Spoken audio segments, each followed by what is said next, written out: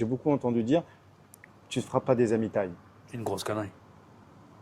C'est comme les gens qui disent d'apprendre le thaï c'est trop compliqué.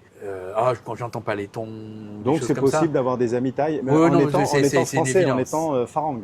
Oui, c'est une évidence. Ouais. Conseil utile pour les chers expats en Thaïlande. Arrêtez les conneries. Tu, tu vas dans un cours ou avec un prof à la maison, n'importe quoi.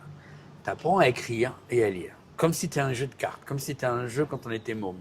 Des petits vermicelles et tout, 44 consonnes, 26 voyelles. T'apprends quand même, c'est rigolo. Tu fais des petites cartes avec les coca, le machin. Ok, c'est un jeu.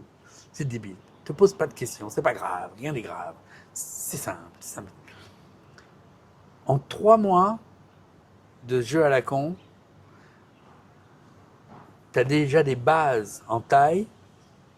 Tu peux lire les 3 quarts du truc. T'as déjà une base. Tu rajoutes 3 mois d'exercice de lecture et de conversation, 1 heure par jour.